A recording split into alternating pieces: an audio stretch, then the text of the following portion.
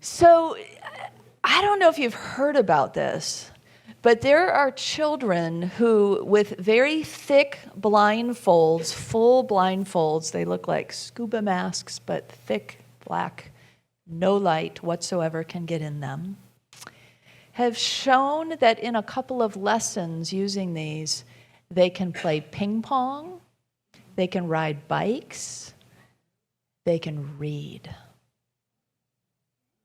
And it's happening all over, in UK, Russia, Germany, Utah.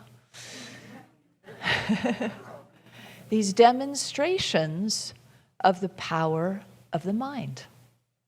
I mean, what that can mean for people who are visually impaired. That we are now learning to bypass the physical eyes and to be able to see only with the mind. Incredible. So Carolyn Corey, who's the producer of a new docuseries called Superhuman, talks about this, and she says that children can learn to do that in 2 sessions, 2 classes. Adults probably would take about 8.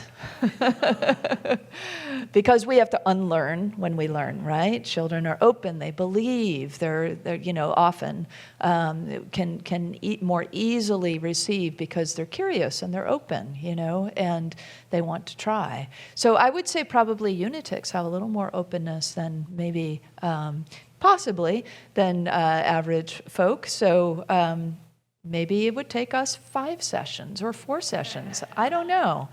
But you too could be able to see just with your mind. And that's not all. There's all kinds of things. There's all kinds of experiments that are revealed in this docuseries where photokinesis, where people can move objects with their minds, which we've heard of, in the past.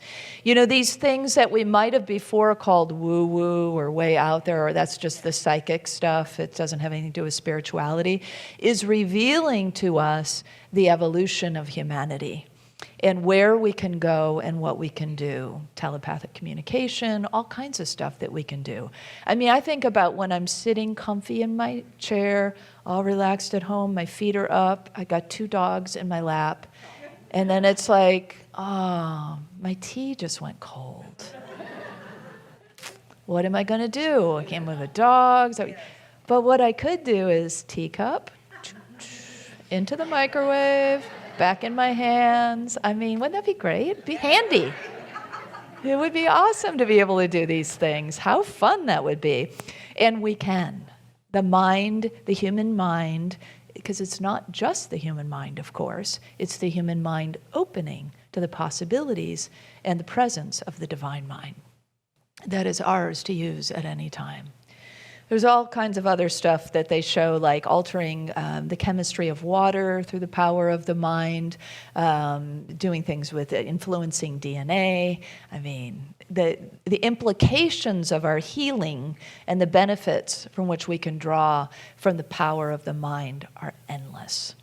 So in today's session, where we're talking about message, where we're talking about humanity's evolution, we could go all kinds of directions with the power of the mind, right? And I kind of go all kinds of directions, even though I tried to hone it down to peace, to the mind of peace. Because so much in our world doesn't feel like peace, right? So much, and so often our human minds and their limitation go along with the fears and the anxiety, and so we create a lot of that in the field. But guess what? We can flip it all around and create instead a lot of peace and harmony and ease for ourselves and for the people around us. So the first big mental hurdle that we face in this approach, in this desire to open ourselves to this mind of peace, is that here we are in this process of saying we are evolving, we're all about evolution. As spiritual beings, we want to be on this train of evolution, of new capacities for the mind and the heart and the body and life and our interactions with one another. But we've got this big hurdle, and that is that the lower mind, the surface mind, the ego mind, can't stand change. And yet life itself is change. Life itself is, we are, and life is wired to constantly evolve and become and change. Yet we've got this big mental block that says, I kind of like things a certain way. Anybody relate to that?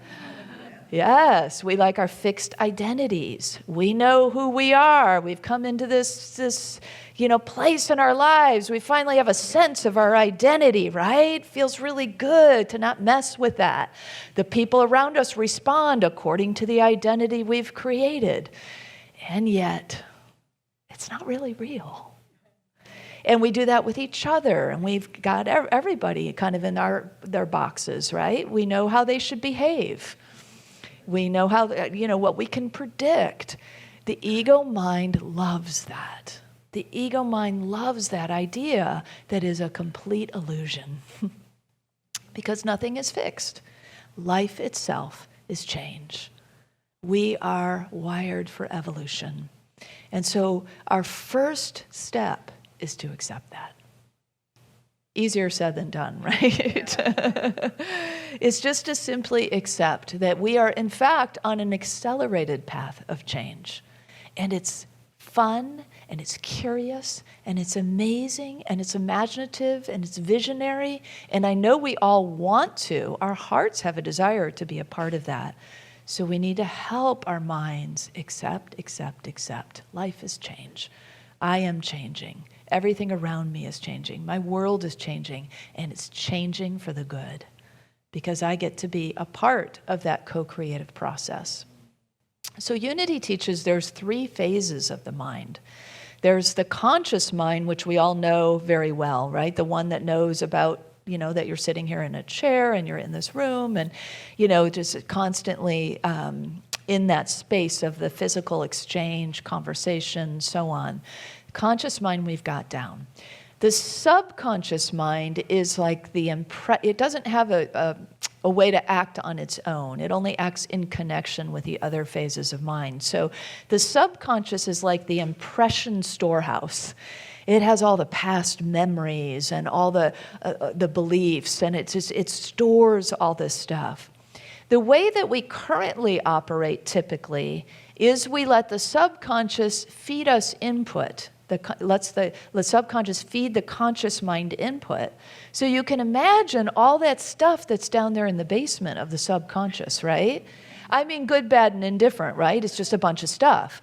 But we don't really want the old traumas to constantly be informing the conscious mind. But until we do the healing work that Sharon just sang about, until we go down in the basement with our flashlight and look around, see what's in there, we won't know, right? And that's a way that we help ourselves begin to connect in the way that it's designed to work. So the way it's designed to work is that the super consciousness, that divine mind, that divine intelligence, that infinite possibility, that place through which those kids were able to go, and adults have been able to go through all these ways of using the mind in new ways, is because they went to the way we are designed to work. And that is for the super consciousness to impress upon the subconscious. So the subconscious then feeds the conscious mind the truth, right? So then it holds a storehouse of knowledge that says infinite peace, infinite possibility, divine ideas. Here you go. Let me feed you some more. That sounds like the way we want to operate, doesn't it? It is indeed the way we were designed. So we're flipping the switch so that superconscious mind can ultimately inform the conscious mind in everything we do. So Charles Fillmore had a lot to say about this, these 3 phases of mind, unity, metaphysics, and he says this about the superconsciousness. The superconscious mind lifts up, regenerates both the subconscious and the conscious, transforming them into the true image and likeness of God. The conscious mind must look to the superconscious mind for all direction in this transformation. So it's a shift for a conscious mind to say, oh, I'm not looking from these old reactive patterns of subconscious storehouse. I'm looking instead to the possible, to the infinite, to the, I want peace. I look to the infinite mind of peace. It's all available to us. It's just a process of as Joe Dispenza would talk about, rewiring, right? We're rewiring. Charles Fillmore said in his book, Atom-Smashing Power of Mind, which I just like any opportunity to say that title. He said, the superconsciousness is the goal toward which humanity is working. So that is our evolution. Our evolution is to say, oh, wow, I actually came in with this design, this operating system designed so that the superconsciousness would inform my conscious mind. And I forgot that that was what I came in with that possibility. And so I started just using my old storehouse. I started just taking stuff from the cellar. And as it turns out, I could take stuff from the sky. Very different, right? Nice piece of blue sky for peace of mind and tranquility and serenity, or some old memory you're going to drag up the stairs. It's full of dust and heavy and does not help anything, right? So those are our choices. So what can we do about this? So we accept, but well, that's easy to say, easier said than done, right? Oh, just accept change. There's a lot of stuff to do right here to begin to clear things out. Shadow work is a great way for us to work in the subconscious. Has anybody heard of or done some shadow work? Yeah, so for some of you, that's a familiar term. So it's basically, it's said that way just as the words are, right? It's in the shadows. It's something we don't see, but when we shine the light, we suddenly say, oh, I see that old pattern. So generally, shadow work is just about false core beliefs that we hold. And so generally, it'll come down to a couple of them for all of us that will fall in one camp or the other, or maybe a little bit of both. The first one is, I'm not safe. Some people will really be holding that false core belief that I'm not safe. And so out of that, how does that look? Well, it generally looks like a kind of defensiveness, right? Defending our rightness, or defending, it's sort of a comparison thing. We'll either puff ourselves up or we'll diminish ourselves according to how we're feeling. So we're always reading, right? If I sense that maybe I've got an edge over somebody, then I might go into dominating or judging just to make sure I can keep my position, right?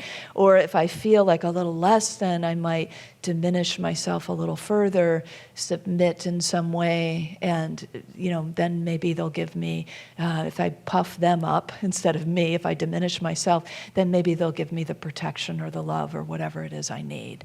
And so it's that cycle that would be a subconscious to conscious loop through this kind of old stuff that we don't want to use anymore. So we shine the light and we say, wow, is it true that I'm not safe? As Byron Katie would say in her 4 questions of the work, is it true? How do I know it's true? And so we begin to inquire into that. So another one is that I'm not worthy, or I'm not enough. And so that's a really common one as well. And out of that belief, Brene Brown says, one of the ways we might react out of that belief is hustling for our worth. Anybody ever hustle for their worth? I can relate to this one, yeah. And so what that looks like might be overwork, people-pleasing, perfectionism. My former housemate, Stephen, once pointed out to me very cleverly that he said, you don't just get your ducks in a row. You get your ducks in a row, and then you rearrange them. And I was like, oh, Stephen, if you only knew. I rearrange, and then I rearrange, and then I rearrange. Or up until now, I did that, I should say. Up until recently, I did that.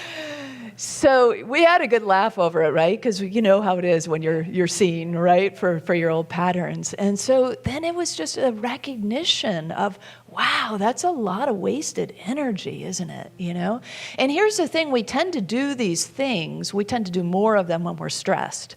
So for a perfectionist, it's like a double whammy. You're already stressed for time, and you're there rearranging, which creates more stress, right? So it's like, letting it all go and realizing I am enough. It is enough. We are enough, right? And so when we can come into that truth, all those old habits that just drain us fall away, and we are free and flowing in the truth. So what do you do to compensate for whatever that core false belief is that you have a tendency toward? And what is your way to peace? What is your vehicle, your way back to peace?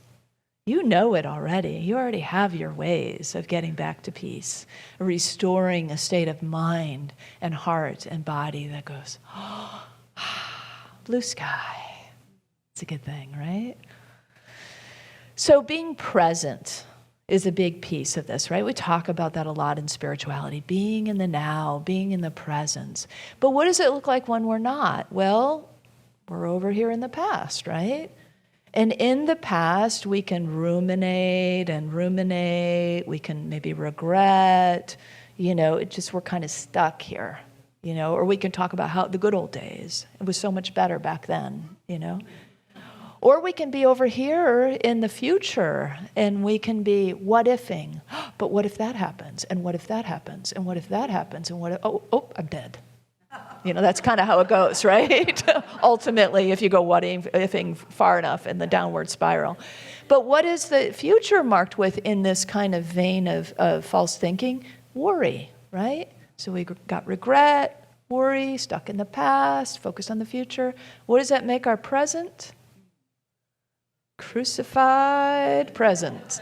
There's nothing there, right? We crossed it right out. There's nothing happening here because we're over here or we're over here. And we want our consciousness to be here. From this place, we can look back, we can look forward, but we're grounded here. And that's where the power is. In the presence is where the power is. Isaiah reminds us to get out of the past because we are evolving and the newness is wonderful. He says, remember not the former things, nor consider the things of old. Behold, I am doing a new thing. Now it springs forth. Do you perceive it? I will make a way. And so when we're over here focusing on the past, Isaiah's going, come on, you're evolving. You're here to come into that super conscious mind, to experience the absolute peace, the absolute love, the purest joy. And I will make a way. Can you perceive it? He gives us the key. Can you shift your perception so you can perceive it? Because a way is being made. To peace, to joy, to love, to healing, to wholeness, whatever it is. Prosperity, you name it. So casting into the future then, I don't know if you ever do this, but it can get really kind of funny and a little when we watch ourselves and others, right? So I've watched my sister and my niece, who are very future-oriented, have an argument about where my niece's children are going to live, and she's not even pregnant. And I have gone like this before. Do you two realize what you're doing right now?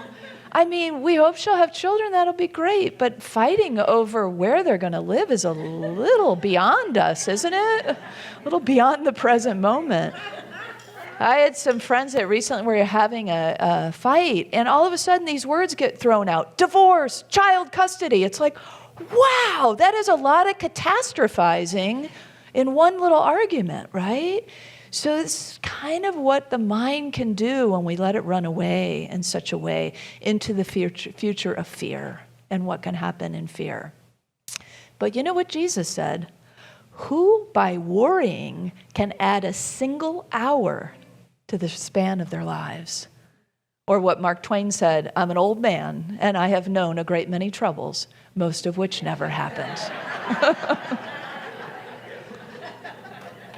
We can all relate to that one, can't we? Yes. So what we want to do instead is go within, right? Because it's all this outward looking, focusing for our worth, our enoughness, our safety. And we go, oh, wait, I forgot. I have this pathway inward. And when I go inward, I get all of that. I connect with all of that. I know I am safe. I know all is well when I'm grounded here, right? I know that what my future holds is out of this present moment. So I'm grounded in that present moment, and then anything I can co-create is available to me. Such a different perspective, isn't it? Than all the running around the ego would have us do, all the crazy antics to try to keep a fixed identity in an ever-changing, evolving world and life and being and soul. So, yeah, we just come back around to accept it. Life has changed. I'm changing. Let's not make it bad. Let's not catastrophize it. Let's just be in the power and the presence and the possibility. So Pema Chodron has a student that says she just gives things the 1.5 minute treatment. What is the 1.5 minute treatment, you might ask? Well, an emotion lasts from the time it's triggered, research shows, to its fruition, 90 seconds. It runs all the way through and finishes in 90 seconds. Now you might be saying, wait a second.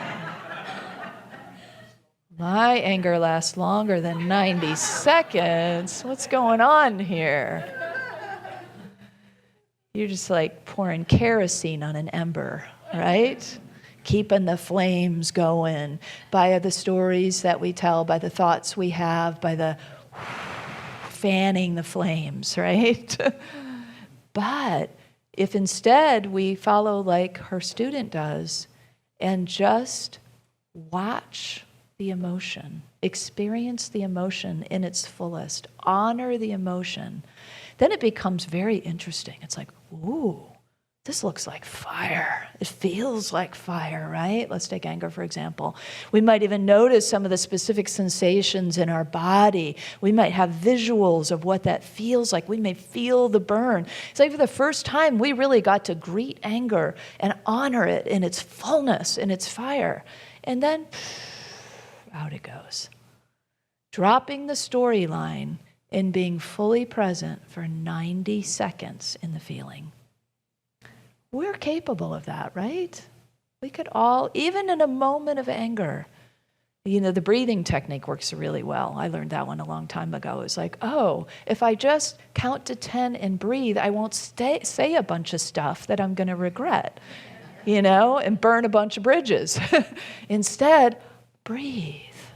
And then we come into that place and we can actually watch the emotion. It's brilliant, simple. We can do this. Coming back to Byron Katie's questions, this is the work, and these are the key 4 questions. It's so laser clear, this work. And if you're interested in this, she's all over the internet. She's got worksheets and free things and seminars and all kinds of stuff, books. But these are the basic 4 questions it comes down to, is whatever's going on for us that we're getting triggered by, we say, is it true? Can I absolutely know that this is true? Usually it's a no. How do I react? What happens when I believe that thought? Well, I get all, worked up. I'm anxious. I'm upset. I got to fix it. All that kind of frenetic energy often happens, right? Or I feel really down. I feel really sad. I feel like I'm never going to be able to get out of this, whatever it is. But who would I be without that thought? Wow, freedom comes all of a sudden, right? We are the very essence of peace or joy or love or harmony when we see the patterns that are not serving us, when we shine a light and we say, you know what, I think I'll make a different choice. That rewires us. That flips us. Every time you do something like that, you have moved to the way that the three phases of mind were meant to operate. You're no longer feeding the conscious mind from the subconscious. You're allowing the superconsciousness to direct your way. And it will always end up being easier, more graceful, more fun, more powerful by going that route.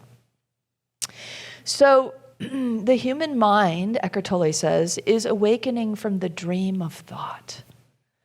And the dream of thought, when we feel bored, for example, we're just in the boredom, right? We're thinking about the boredom, we're in the boredom, we're whatever it is, right?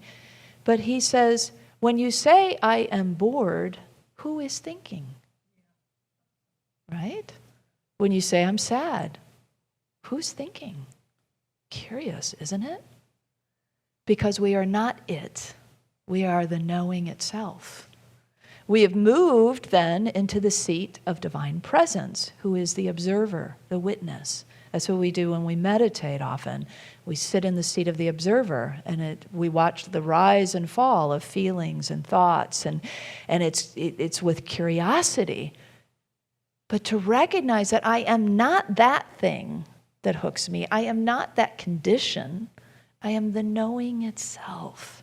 And because I am the knowing itself, I have the power to say, I'm going to change that thought. I'm going to stop thinking that thought. I'm going to move into a whole different way of being. And that establishes a mind of peace.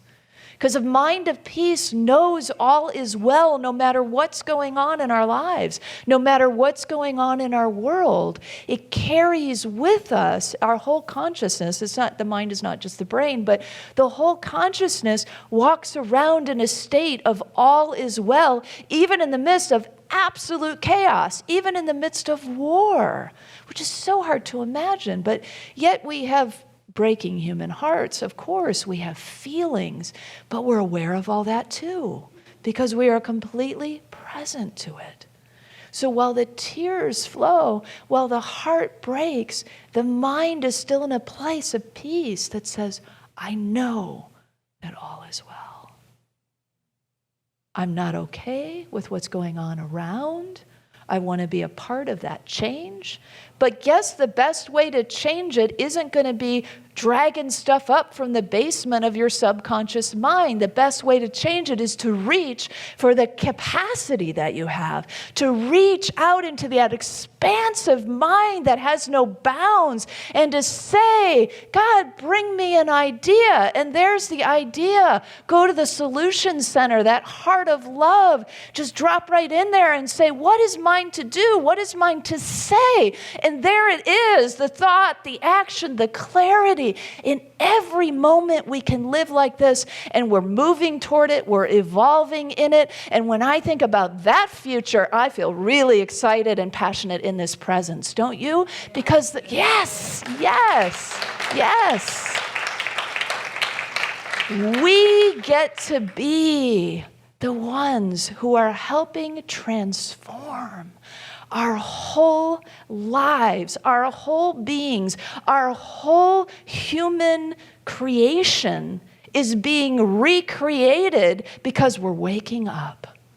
And we're saying, wow, my mind has way more capacity.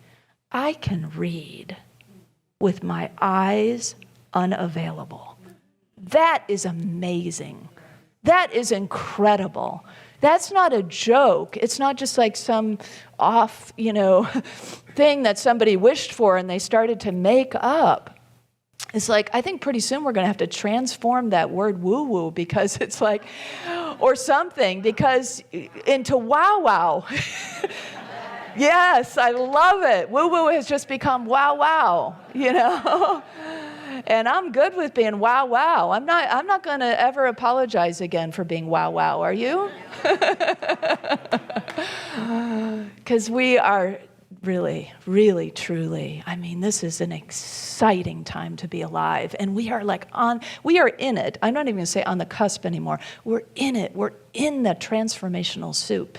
And it's goodness coming. in every way. And I don't mean goodness like just good conditions in life, good, bad. I mean, yes, that too, there can be that influence of that.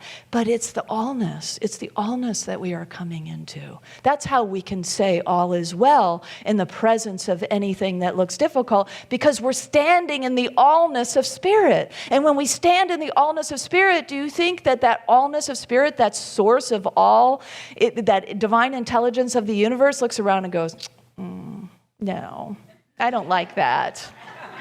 No, it's like, this is great. Everything is flowing. And when we don't like something, we just exchange it. We transform it. We change it because we have the power to do so.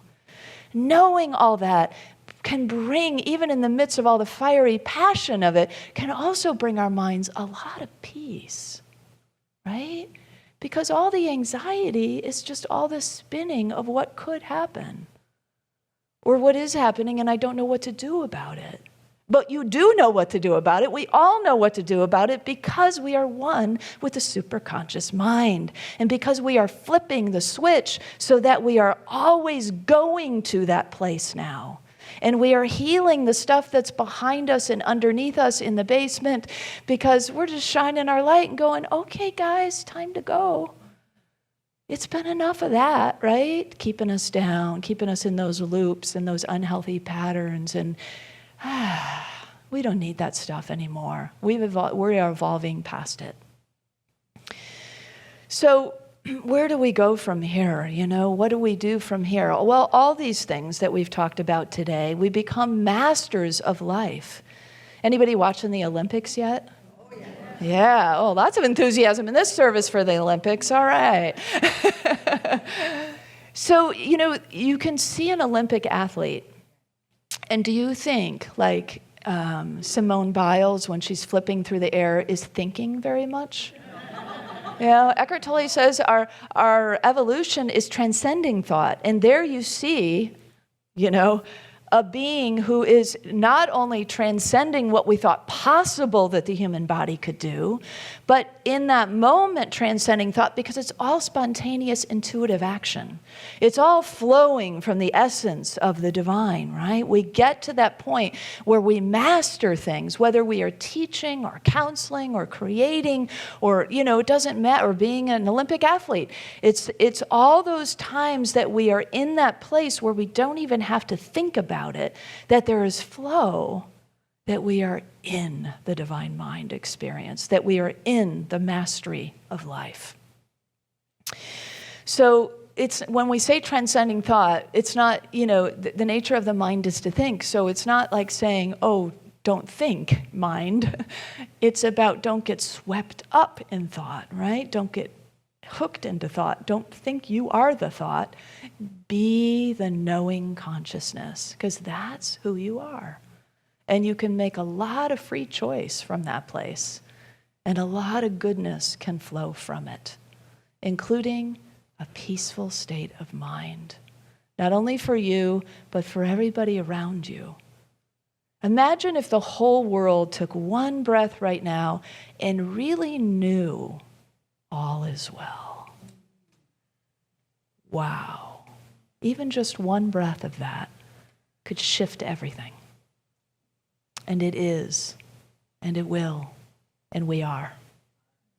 So let's, you know, do some work to shepherd our little lost thoughts. Like you would a good shepherd, right? When we go off in these different directions, you would go get your sheep, maybe even laugh at their antics, and gently bring them back home to center. That's all we have to do. It's simple, really.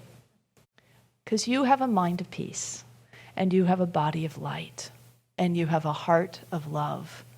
And with those three things, nothing can stop you from creating the world you long to live in. It's already happening.